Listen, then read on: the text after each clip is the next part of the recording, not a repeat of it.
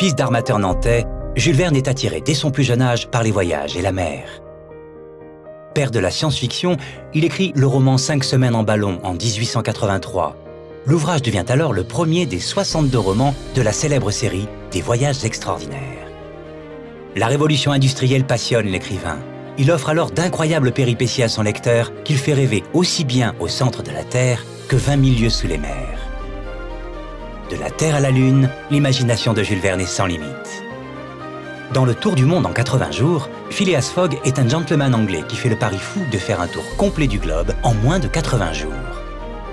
Il part de Londres en octobre 1872 avant de rentrer à Londres, persuadé d'être en retard d'une journée. Mais son compagnon Passepartout réalise qu'en partant vers l'Est, ils ont sans le savoir gagné 24 heures sur le soleil et remporté le pari. Un siècle plus tard, en 1992, les plus grands marins de l'époque créent le trophée Jules Verne, un record de vitesse à la voile autour du monde.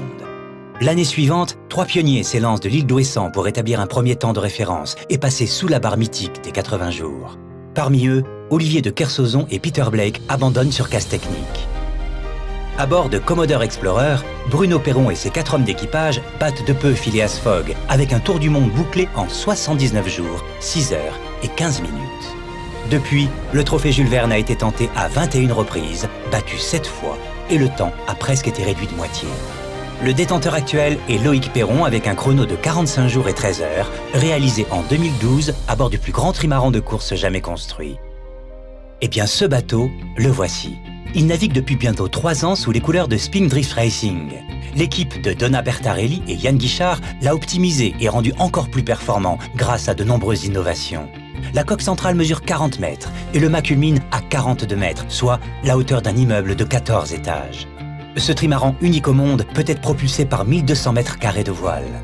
Cet hiver, il partira à l'assaut de son propre record autour du monde. Un défi de taille qui sera relevé par les 14 marins de l'équipage de Spindrift Racing.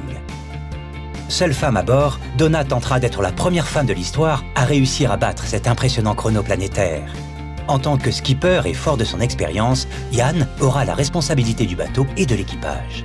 Tous deux seront entourés de navigateurs, eux aussi expérimentés et parfaitement préparés.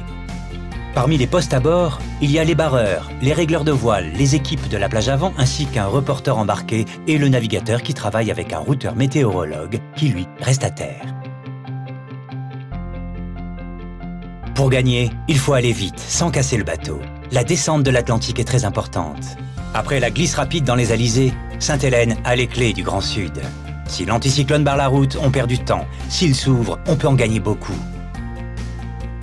Il faut ensuite faire le tour de l'Antarctique, braver les tempêtes loin de tout et franchir les 3 caps. Bonne-Espérance en Afrique, Lewin en Australie et le légendaire Cap Horn au sud des Amériques. Les albatros règnent sur ces mers isolées où les icebergs sont les plus grands dangers. Les marins remontent ensuite l'Atlantique pour rentrer en Europe. Là encore, il faut déjouer les pièges météo alors que le compteur tourne.